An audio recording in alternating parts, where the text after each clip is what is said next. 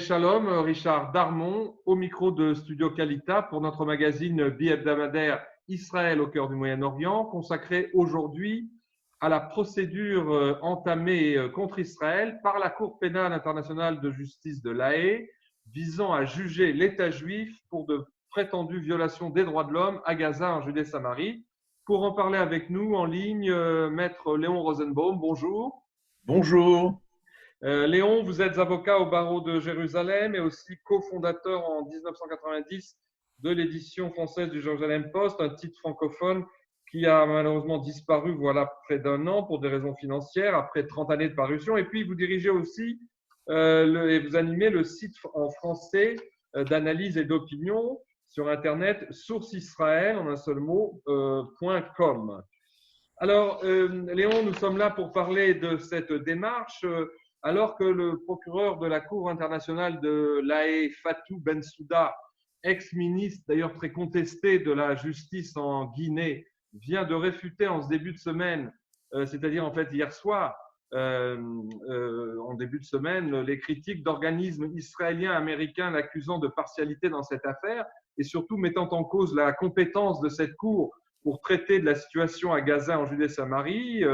En fait, dans cette situation, elle ne cesse d'affirmer que ces zones, justement, et c'est le cœur de son argumentation, font partie de l'État de Palestine, je cite, lequel, on le sait, n'a jamais été encore proclamé. Or, vous venez, et c'est pourquoi nous vous avons invité, vous venez d'adresser une lettre ouverte fort intéressante et bien argumentée à Marc Perrin de Brinchambault, l'un des magistrats de cette… Brichambault, pardon. L'un des magistrats de cette cour qui fait partie de la commission de procédure qui va devoir ces jours-ci, de manière imminente, déterminer si cette requête présentée donc voilà plusieurs mois par l'autorité palestinienne et relayée par la procureure Bensouda va pouvoir être légale et si l'autorité palestinienne est ou non fondée, définitivement fondée pour que sa requête soit reçue. Ça veut dire, en fait, ça signifierait qu'on reconnaîtrait bel et bien l'autorité palestinienne et ses territoires comme l'État de Palestine. Ce que des dizaines de pays de la communauté internationale ont contesté, tels la Hongrie, la Tchécoslovaquie, l'Allemagne aussi, l'Ouganda, le Canada, etc. Alors, pourquoi, Léon, vous êtes-vous adressé à ce magistrat français? D'abord parce que les magistrats français ne sont pas si nombreux à la Cour pénale internationale, et surtout parce que je me suis aperçu que M. Marc Perrin de Brichambault est de ma génération. Il est né un an après moi, et du coup, j'ai bien compris qu'en voyant sa biographie, en examinant d'assez près sa biographie, que probablement nous avons été étudiants à la faculté de droit de Paris durant les mêmes années. Nous ne nous connaissons pas, je ne l'ai jamais rencontré, mais d'après sa biographie, il est probable, sinon certain, que nous nous sommes croisés sur les bancs de la faculté de droit. Or, quand on a été étudiant à la même époque dans les mêmes institutions, en général, on peut avoir des points communs. Ce n'est pas certain. Nous savons très bien que des gens très différents peuvent être étudiants en même temps et avoir des choix personnels, des philosophies, des approches de l'existence très éloignées les unes des autres. D'ailleurs, il y avait à cette époque beaucoup de luttes et de combats et de contestations à la faculté de droit, mais d'un autre côté, les principes juridiques qui nous ont été enseignés, ce sont des choses qui nous restent pour le restant de nos jours. Et sur cette base d'études en commun, j'ai pensé qu'il était possible d'influencer peut-être le jugement de M. Marc Perrin de Brichambault, puisqu'il va avoir maintenant un rôle absolument déterminant. Oui, il fait partie de cette commission de procédure où siègent à part lui deux autres juges, dont un, semble-t-il, d'origine hongroise, et on sait que la Hongrie est relativement favorable à Israël, et lui, Et en fait, sa position va être déterminante parce que s'il rejoint les positions présumées du juge hongrois, eh ben, il fera barrage à la démarche de Bensuda et dans le cas inverse, il ouvrira la porte pour ce jugement, enfin ce procès inique qui sera intenté aux dirigeants de l'État d'Israël. Alors, bien entendu, je n'ai aucune certitude d'être parvenu à le convaincre. Je n'ai même pas la certitude que ma lettre ouverte lui soit encore parvenue, bien que j'ai fait tout ce qu'il était en mon pouvoir de faire pour que ce soit le cas. Mais si toutefois il a pu lire ce courrier, je pense que cela pourra avoir au moins une influence sur son jugement, sur sa réflexion au minimum. Oui, alors justement, dans cette lettre que vous m'avez communiquée, qui est une lettre ouverte, très argumentée, vous rappelez votre passé commun et vos références communes au plan juridique, mais aussi et surtout, vous détaillez les grandes dates à la fois de la constitution d'Israël, de la recréation d'Israël sur sa terre, mais aussi les différentes conférences internationales qui ont fondé le droit d'Israël à revenir sur sa terre. Et vous mettez en exergue l'une des évidences des adversaires à cette procédure qui explique de manière très simple, et je crois que c'est l'argument essentiel, que les territoires palestiniens de l'autonomie palestinienne fondés comme tels par les accords d'Oslo n'ont jamais constitué un État, à tel titre d'ailleurs que même au sein de l'ONU, l'autorité palestinienne dispose, ou la Palestine dispose d'un statut d'observateur et pas du tout de membre à part entière. Et donc, où que l'on se retourne, toutes les raisons juridiques semblent être présentes pour disqualifier une démarche d'État, l'État de Palestine contre Israël auprès de cette Cour.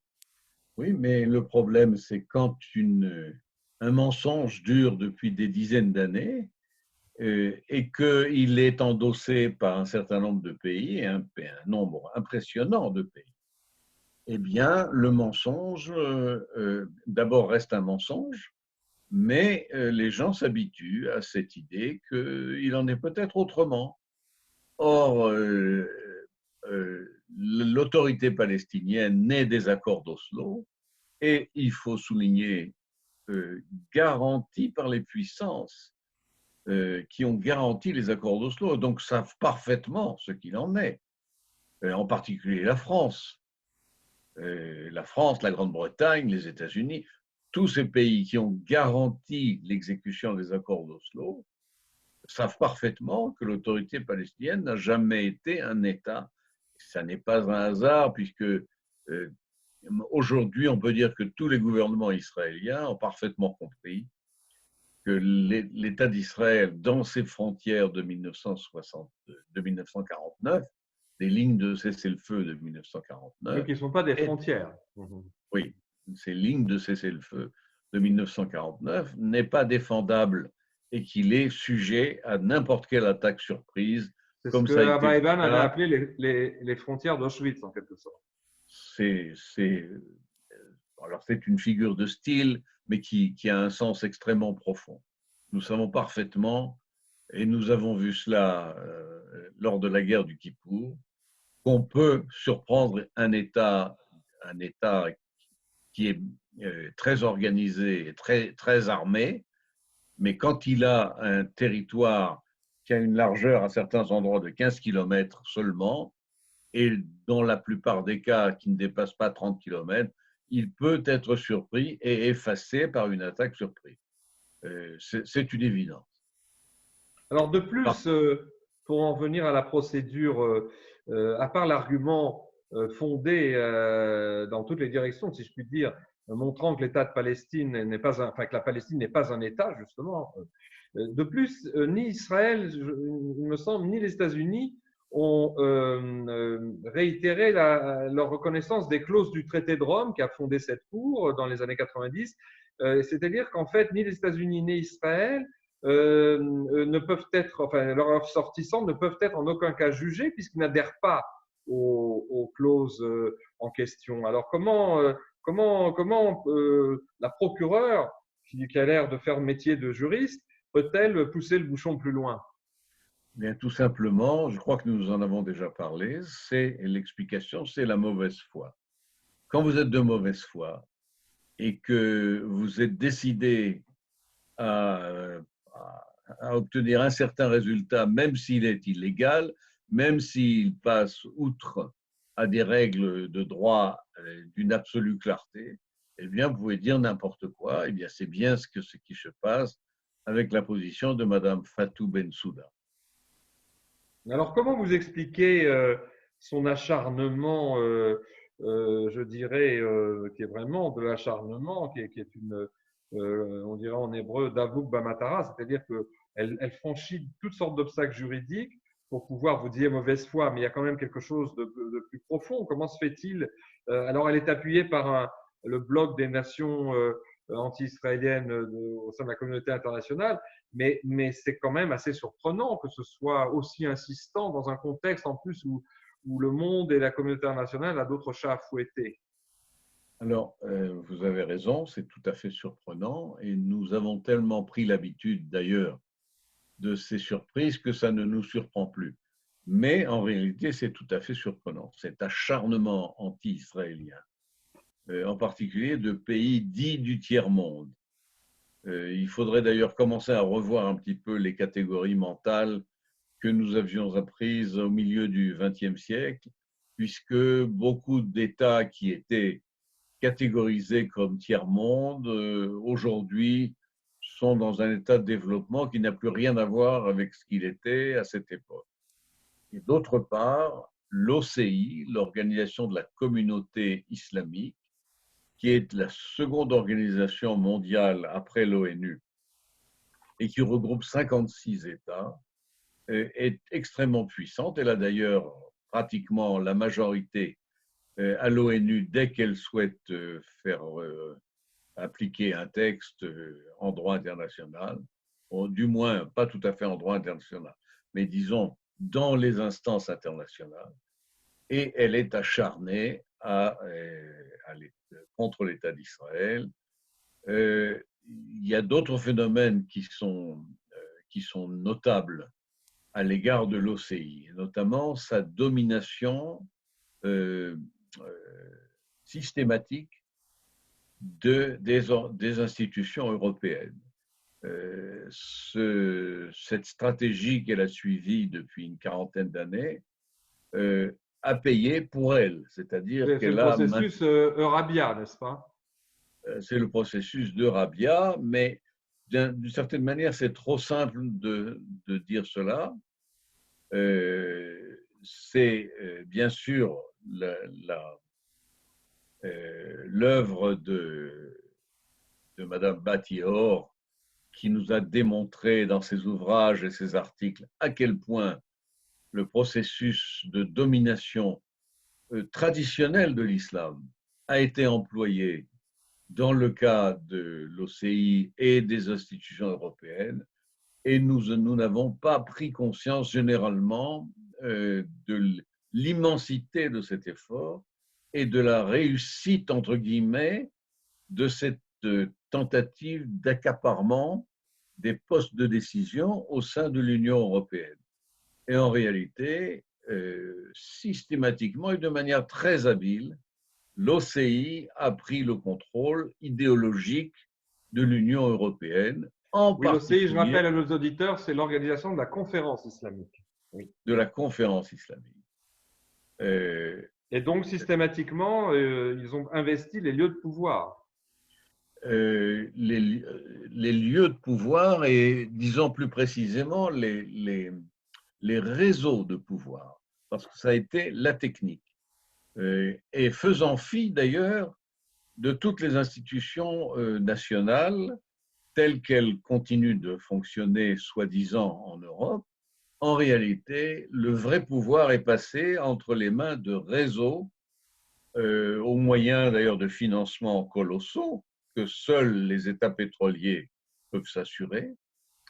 Et bien entendu, la conséquence première de cet accaparement des postes de levier et de commande de l'Europe, c'est l'anti-israélisme, c'est la mise en cause de la légitimité même de l'État d'Israël par toute une série de pressions et d'influences, en particulier non seulement sur les leviers politiques, mais aussi les leviers culturels les leviers universitaires.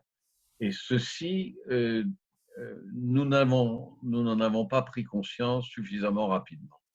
Alors, plus généralement, puisque notre magazine ne permet pas d'approfondir trop dans une émission d'un peu plus d'un quart d'heure, mais plus généralement, on a constaté lors de ces 2 derniers mois, qui furent donc les mois de cette fulgurante pandémie du coronavirus, on a constaté un acharnement et une hostilité décuplée, pas seulement de la Cour internationale, mais de toute l'Europe contre Israël. Ça s'est manifesté lorsqu'Israël a été parmi les premiers États de la planète à fermer ses frontières, donc à la mi-mars. Le gouvernement Netanyahou a été vilipendé dans plusieurs médias et par plusieurs gouvernements européens. Et puis, il y a eu plus récemment, presque en sous-main, j'allais dire, la reconnaissance de plusieurs organismes terroristes comme le FPLP, le Front populaire de libération de la Palestine, comme pouvant légitimement recevoir des fonds européens, des fonds d'aide européens. Le tout ajouté à cette relance donc, de la procédure contre Israël qu'on a évoquée, qui est initiée par cette Cour pénale internationale de La Haye, dans un temps, faut-il le dire, où le monde entier et l'Europe tout particulièrement, vu les chiffres de mortalité, se trouve en pleine crise, encore en pleine crise du corona. Alors, pourquoi cette conjonction de toutes ces démarches hostiles à Israël dans un moment de crise qui vient à ce point, de manière à ce point virulente du vieux continent? Quelle est l'origine, je dirais, de cette pas seulement dans l'acharnement dont on parlait tout à l'heure, mais dans cette période particulièrement, dans un moment aussi sensible, de cette obsession anti-israélienne de l'Europe? Je crois qu'il faut ajouter à la liste malheureusement trop longue d'acharnement contre Israël et les Juifs, il faut ajouter ce qui se passe sur les réseaux sociaux à propos de la crise du Covid-19. Nous sommes dans les mythes médiévaux de l'empoisonnement des puits. Il y a quelque chose dans la société, dans la civilisation européenne et dans la civilisation islamique qui est à la racine même de ces civilisations et qui est l'antisémitisme. Alors, il se déchaîne parfois à certaines occasions, surtout lorsque la société est dans l'inquiétude, elle sent ses repères fuir.